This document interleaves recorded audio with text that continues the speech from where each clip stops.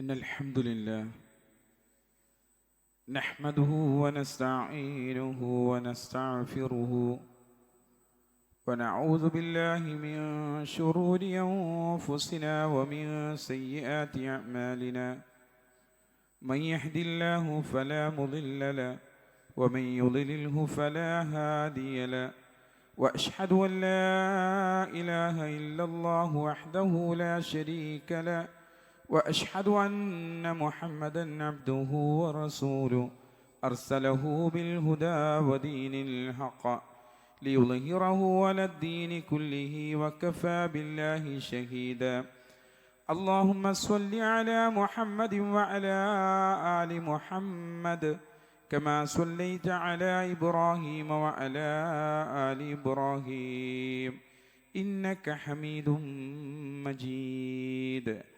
اللهم بارك على محمد وعلى آل محمد كما باركت على إبراهيم وعلى آل إبراهيم إنك حميد مجيد.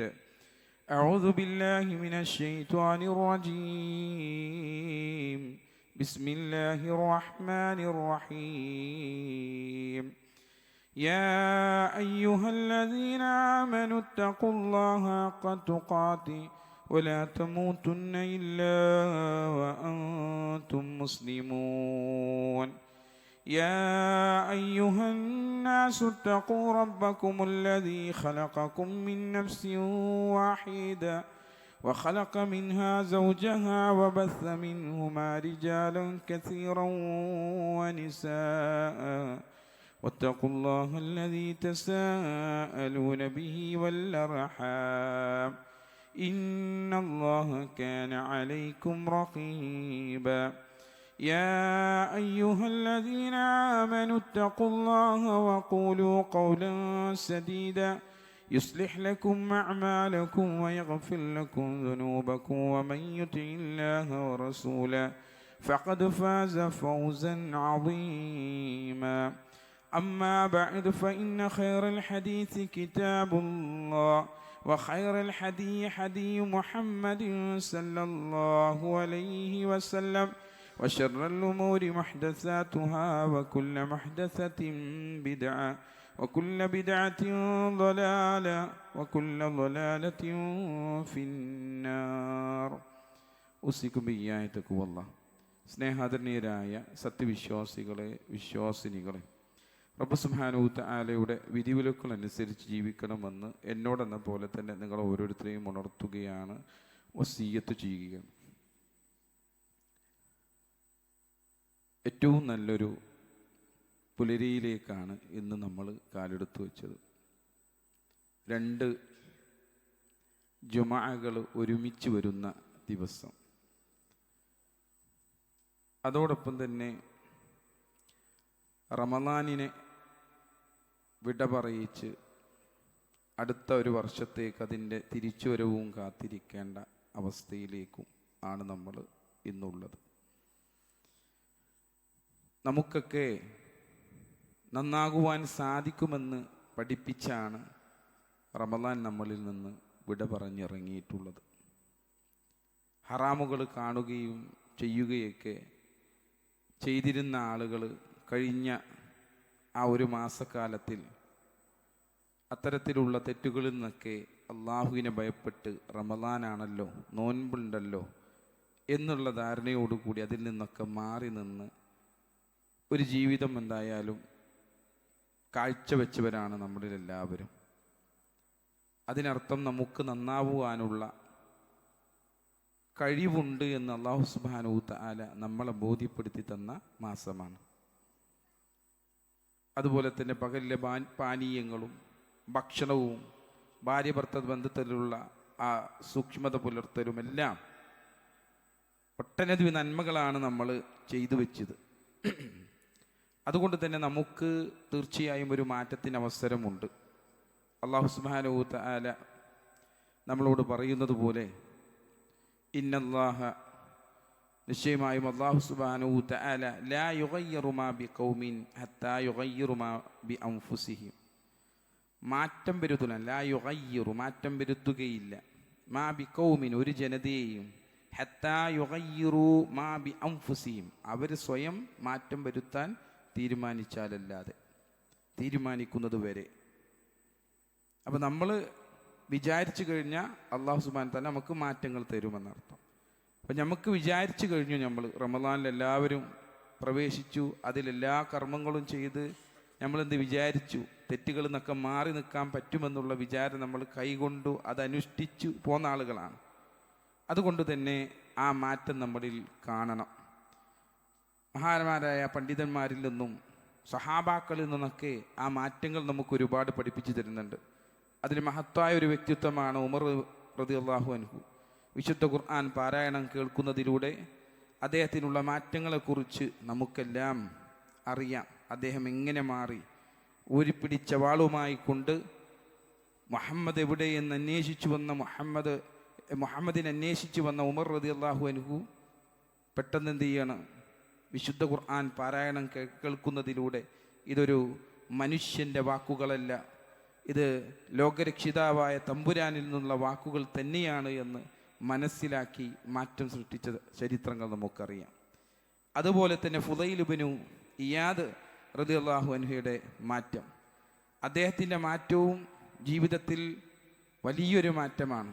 അദ്ദേഹത്തിൻ്റെ ജീവിതമെന്ന് പറഞ്ഞ യൗവനകാലമെന്ന് പറയുന്നത് അദ്ദേഹം കഴിച്ചു കൂട്ടിയതൊരു കൊള്ളക്കാരനായിക്കൊണ്ടാണ്. ഒരു കൊള്ളക്കാരനായി ലോകം കണ്ടിരുന്ന ഒരു വ്യക്തിയാണ് ഫുദൈൽ ഇബ്നു ഇയാദ്. അദ്ദേഹത്തിൻ്റെ ജീവിത ചരിത്രങ്ങൾ എടുത്തു നോക്കിക്കഴിഞ്ഞാൽ വലിയ പണ്ഡിതനായാണ് അദ്ദേഹം ലാസ്റ്റ് എന്ത് ചെയ്യുന്നത്, ഈ ദുനിയാവിനോട് വിട പറയുന്നത്. യൗവനകാലത്ത് മർവിനും അബീവർദിനും ഇടയിലുള്ള വഴിയിൽ യാത്രക്കാരെ കൊള്ളയടിക്കലായിരുന്നു ഫുദൈൽ ഇബ്നു ഇയാദ് റളിയല്ലാഹു അൻഹു ചെയ്തിരുന്നത്. എന്നാൽ അദ്ദേഹത്തിൻ്റെ മനസ്സിൻ്റെ ഒരു കോണിൽ എപ്പോഴും അല്ലാഹുവിനോടുള്ളൊരു ഭയപ്പാടുണ്ടാവുമായിരുന്നു, പടച്ചവനോടുള്ള ഒരു ഭയപ്പാട് അദ്ദേഹത്തിനുണ്ടായിരുന്നു. അങ്ങനെ ഒരു രാത്രിയിൽ അദ്ദേഹം എന്ത് ചെയ്യാണ്, ഒരു മതിൽ ചാടിക്കടന്ന് ഒരു പെൺകുട്ടിയെ ലക്ഷ്യമാക്കിക്കൊണ്ട് എന്ത് ചെയ്യണം, അദ്ദേഹം നടന്നു നീങ്ങുക. ആ നടന്നു നീങ്ങുന്ന സമയത്ത് അവിടെ ഒരു കൂരിട്ടുള്ള ഒരു വീട്ടിൽ നിന്നും ഇങ്ങനെ ഖുർആൻ്റെ പാരായണം കേൾക്കുകയാണ്. സൂറത്തുൽ ഹദീദിലെ 16-ാമത്തെ ആയത്തിന് സത്യവിശ്വാസികളുടെ ഹൃദയങ്ങൾ അള്ളാഹുവിനെ സ്മരിക്കുന്നതിലേക്ക് വിനീതമാകാൻ സമയമായില്ലേ എന്ന ചോദ്യമാണ് അതിൻ്റെ ഉള്ളിൽ നിന്ന് ഖുർആനിൻ്റെ ശരീരിയായിക്കൊണ്ട് അദ്ദേഹത്തിൻ്റെ ചെവികളിലേക്ക് കേൾക്കുന്നത്. ആ കേട്ട നിമിഷം തന്നെ അദ്ദേഹം തൻ്റെ തെറ്റായ വഴികളെല്ലാം എന്ത് ചെയ്യാണ്, ഉപേക്ഷിക്കുകയാണ്. അദ്ദേഹം അവിടെ നിന്ന് മടങ്ങി ഒരു പാഴ്നിലത്ത് അഭയം പ്രാപിച്ച് അവിടെ അങ്ങനെ കിടക്കുക. അപ്പോഴാണ് ഒരു യാത്രാ സംഘം ഇങ്ങനെ അവിടുന്ന് എന്ത് ചെയ്യുന്നത്, വരുന്നത്.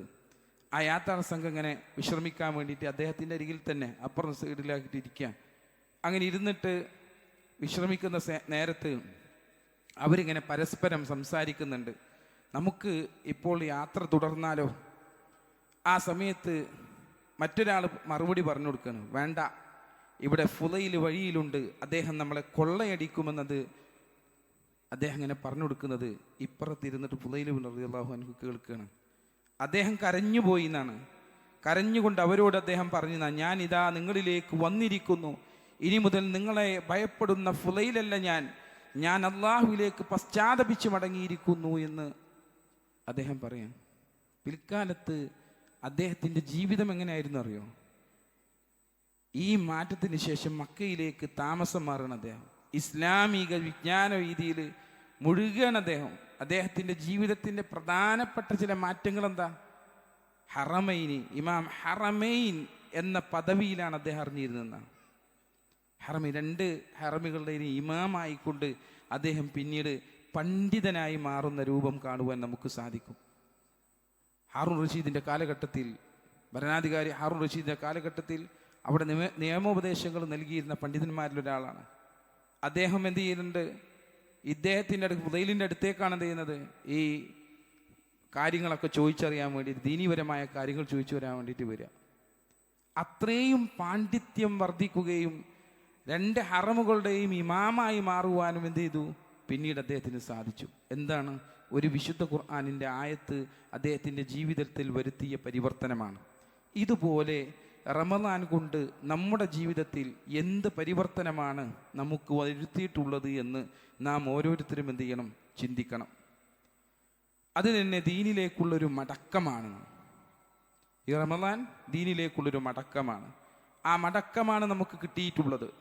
ഇത് പൂർത്തീകരിക്കുവാനുള്ള തൗഫീക്ക് കിട്ടിയവരാണ് ഞാനും ഈ ഇരിക്കുന്ന നിങ്ങളെല്ലാവരും. അത് കൊണ്ടു നടക്കുവാൻ, ആ തൗഫീക്ക് കിട്ടിയതിനെ കൊണ്ടു നടക്കുവാൻ നമുക്ക് സാധിച്ചിട്ടില്ല എങ്കിൽ, ദീനിൻ്റെ മാർഗത്തിൽ നിന്ന് നമ്മൾ മാറി സഞ്ചരിക്കുവാനാണ് തീരുമാനമെങ്കിൽ നമുക്ക് അപകടങ്ങൾ വരും. അത് ഉറപ്പാണ്. റസൂലുള്ളാഹി സ്വല്ലല്ലാഹു അലൈഹി വസല്ലം പഠിപ്പിക്കുന്നുണ്ട്, നിങ്ങൾ ഈന അഥവാ പരസ്പരം വഞ്ചിക്കുന്ന തരത്തിലുള്ള പലിശ ഇടപാടുകൾ, വഴി കച്ചവടം നടത്തുകയും കന്നുകാലികളുടെ വാലുകളിൽ തൂങ്ങി അഥവാ കൃഷിയിലും ഭൗതിക സമ്പാദത്തിലൊക്കെ മാത്രം മുഴുകി ജീവിക്കുകയും കൃഷിയിലും മാത്രം സംതൃപ്തരാകുകയും അള്ളാഹുവിൻ്റെ മാർഗത്തിലുള്ള സമരം ഉപേക്ഷിക്കുകയും ചെയ്താൽ, റബ്ബിൻ്റെ മാർഗത്തിലുള്ള സമരം ഉപേക്ഷിക്കുകയും ചെയ്താൽ, റബ്ബിൻ്റെ മാർഗത്തിലുള്ള സമരം എന്ന് പറയുന്നത് വാളെടുത്ത് പോരാടൽ മാത്രമല്ല, ജീവിതത്തിൽ ദീനനുസരിച്ച് ജീവിക്കുന്നതോടൊപ്പം തന്നെ ആ ദീന് പ്രചരിപ്പിക്കലും എന്താണ്? ജിഹാദിൻ്റെ കൂട്ടത്തിലാണ്. ആ ജിഹാദിൻ്റെ കൂട്ടത്തിലേക്കാണ് അതിനെയും എണ്ണപ്പെടുന്നത്.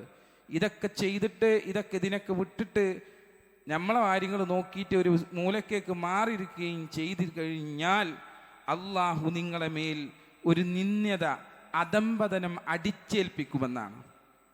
റബ്ബ് അധംപതനം അടിച്ചേൽപ്പിക്കുമെന്നാണ്. നിങ്ങൾ നിങ്ങളുടെ ദീനിലേക്ക്, മതത്തിലേക്ക് മടങ്ങുന്നത് വരെ അവൻ അത് നിങ്ങളിൽ നിന്ന് നീക്കം ചെയ്യുകയില്ല എന്ന് റസൂലുള്ളാഹി സ്വല്ലല്ലാഹു അലൈഹി വസല്ലം പഠിപ്പിക്കുകയാണ്. അപ്പോൾ ദീനിലേക്ക് തന്നെ തിരിച്ചു വരേണ്ടി വരും. അല്ല എങ്കിൽ അല്ലാഹു സുബ്ഹാനഹു വ തആല എന്ത് ചെയ്യും? നമുക്കൊരു നിന്ദ്യത വരുത്തി തീർക്കും ഈ ദുനിയാവിൽ തന്നെ. അതുകൊണ്ട് നാം നേടിയെടുത്ത ആ കർമ്മങ്ങൾ സൂക്ഷ്മതയോടുകൂടി കൊണ്ടുപോകുവാൻ, അതനുസരിച്ച് ജീവിതത്തെ മുന്നോട്ട് നയിക്കുകയും പ്രബോധന ദൗത്യ രംഗങ്ങളിലേക്ക് ആത്മാർത്ഥമായി കൊണ്ട് ഇറങ്ങിത്തിരിക്കുവാനും എന്ത് ചെയ്യണം? നമുക്ക് സാധിക്കണം. എനിക്ക് സാധിക്കുന്നത് പോലെ നിങ്ങൾക്ക് സാധിക്കണമെന്നില്ല. നിങ്ങൾക്ക് സാധിക്കുന്ന മേഖലകൾ വേറെയാവാം. ചിലപ്പോൾ ചില പ്രോഗ്രാമുകളിലേക്ക് ക്ഷണിക്കുന്നതാവാം, അല്ലെങ്കിൽ ഈ കാര്യവുമായി ബന്ധപ്പെട്ട് ചില ആളുകളിലേക്ക് എത്തിച്ചേരാനുള്ള കഴിവായിരിക്കാം, അല്ലെങ്കിൽ സമ്പാദ്യം കൊണ്ട് സഹായിക്കുന്ന രൂപത്തിലുള്ളതാവാം. ഏത് രൂപത്തിലാണോ അള്ളാഹു നിങ്ങൾക്ക് തൗഫീക്ക് നൽകിയിട്ടുള്ളത്, ആ രൂപത്തിൽ നിങ്ങൾ ദീനിനെ മുറുകെ പിടിച്ചുകൊണ്ട് അതിനെ കൊണ്ടുപോകുവാൻ നമുക്ക് സാധിക്കണം. അതാണ് ഈ റമദാൻ കഴിഞ്ഞതോടുകൂടി നമ്മുടെ മനസ്സൊക്കെ ശുദ്ധീകരിച്ചു വെച്ചതോടുകൂടി റബ്ബിൻ്റെ ദീനിനെ പ്രചരിപ്പിക്കുന്ന ആളുകളായി മാറുവാൻ നാം ശ്രമിക്കുക. മൂന്നാമത്തെ കാര്യം ആരാധനകളുള്ള സ്ഥിരത കൈവരിക്കുക എന്നുള്ളതാണ്. റമദാൻ ഒരു സീസണിന് മാത്രമുള്ളതല്ല. റമദാൻ ഒരു സീസൺ മാത്രമല്ല എന്നുള്ളത് നമ്മൾ മനസ്സിലാക്കുക. അത് ജീവിതകാലം മുഴുവൻ പാലിക്കേണ്ട ചിട്ടകളുടെ ഒരു പരിശീലനമാണ്. പ്രവാചകൻ സല്ലല്ലാഹു അലൈഹി വസല്ലം ഒരാൾ ഉപദേശം ചോദിച്ചപ്പോൾ നൽകിയ മറുപടി എന്താ? ഖുൽ ആമൻതു ബില്ലാഹി സുമ്മസ്തഖീം. നീ പറയണം, ഞാൻ അള്ളാഹുവിൽ വിശ്വസിച്ചിരിക്കുന്നു, പിന്നീട് അതിൽ ഉറച്ചു നിൽക്കുന്നു. ഇസ്തിഖാമത്തോടുകൂടി അതിൽ ഉറച്ചു നിൽക്കുവാൻ നമുക്ക് സാധിക്കണമെന്നുള്ളതാണ് മൂന്നാമതായിക്കൊണ്ട് നിങ്ങൾ ഓരോരുത്തരെയും ഉണർത്തുവാനുള്ളത്. പണ്ഡിതന്മാർ പറയുന്ന കാണാം, കുൽ റബ്ബാനിയ വലാ തകുൻ റമളാനിയ. നീ എങ്ങനെയാവണം? കുൻ റബ്ബാനിയ, നീ അള്ളാഹുവിൻ്റെ ദാസനാകണം. നീ റബ്ബിൻ്റെ ദാസനായി നീ മാറണം. എന്താവരുത്? വലാ തകുൻ റമളാനിയ, നീ റമളാനിൻ്റെ മാത്രം ദാസനായി മാറരുത്. അഥവാ റമളാനിൽ മാത്രം ഇബാദത്തുകൾ ചെയ്ത് അങ്ങനെ നടക്കുന്ന ഒരു വ്യക്തിയായി നീ മാറരുത്. അള്ളാഹുവിൻ്റെ ദാസനാകുന്നിടത്തോളം നിനക്കെന്ത് ചെയ്യാം? എല്ലാ സമയത്തും നിന്റെ ആരാധനകൾ ഉണ്ടാകും, എല്ലാ കാര്യങ്ങളിലും നിങ്ങളുടെ മുന്നേറ്റം ഉണ്ടാകും. അങ്ങനെയായി തീരണമെന്ന് റസൂലുള്ളാഹി സ്വല്ലല്ലാഹു അലൈഹി വസല്ലം നമ്മളെ പഠിപ്പിക്കുന്നത് കാണാം. അതുകൊണ്ട് സഹോദരങ്ങളെ, ഈ കിട്ടിയ റമളാനിനെ പരമാവധി നല്ലതുപോലെ ഉപയോഗപ്പെടുത്തിയ ആളുകളാണ് നമ്മളൊക്കെ. ആ കർമ്മങ്ങൾ നഷ്ടപ്പെടുത്തി കളയാതിരിക്കുവാൻ നാം ഓരോരുത്തരും ശ്രദ്ധാകുലരാവുക. അല്ലാഹു സുബ്ഹാനഹു വ തആല നാം ഏവരെയും അനുഗ്രഹിക്കട്ടെ.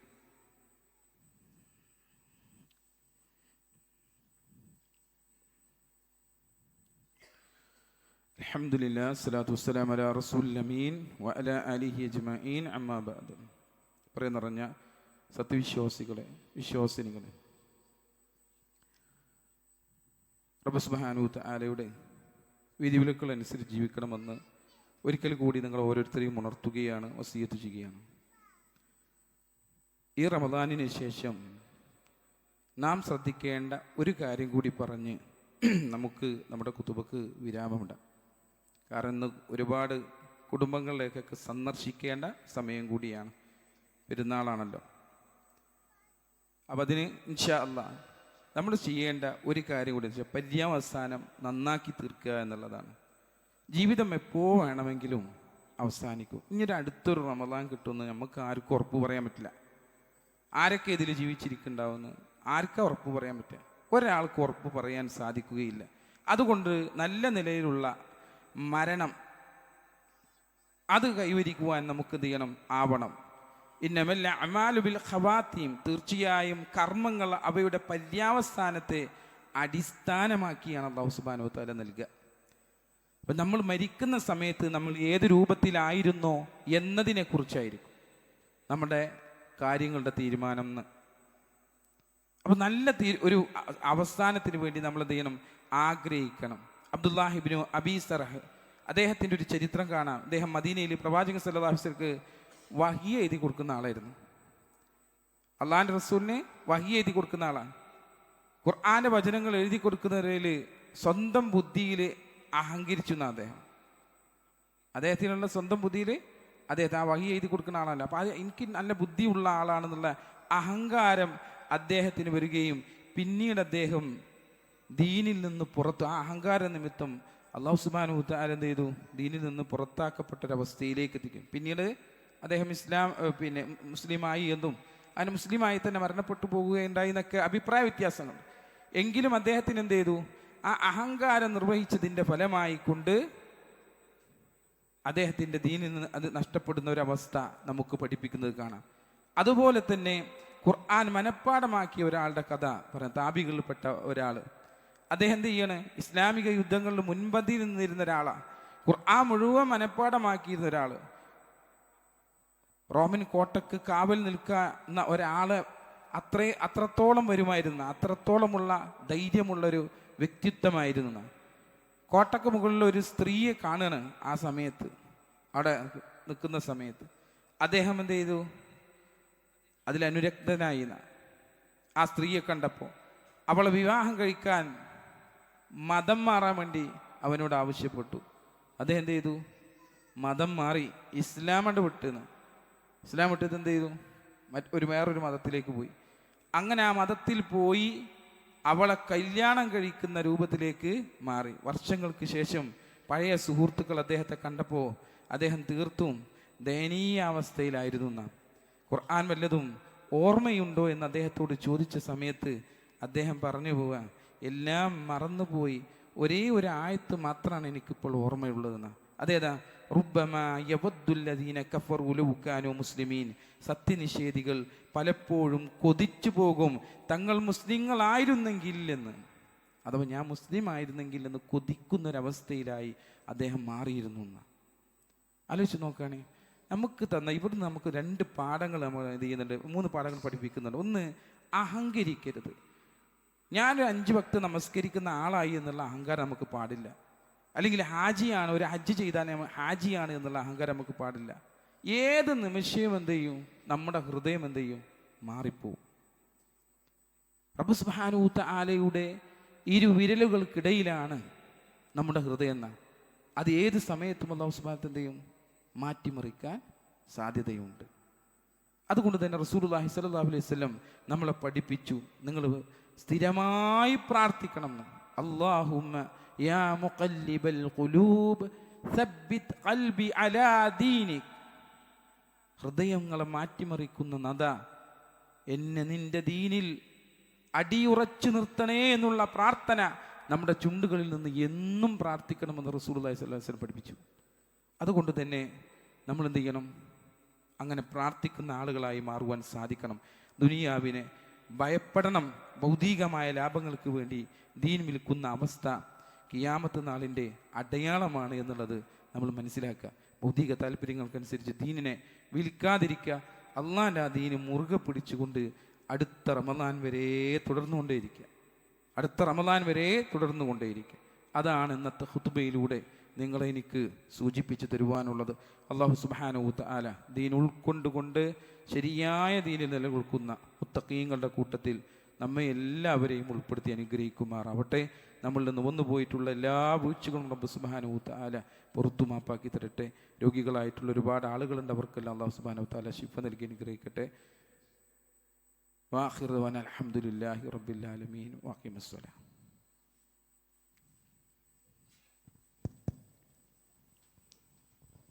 അല്ലാഹു അക്ബർ, അല്ലാഹു അക്ബർ.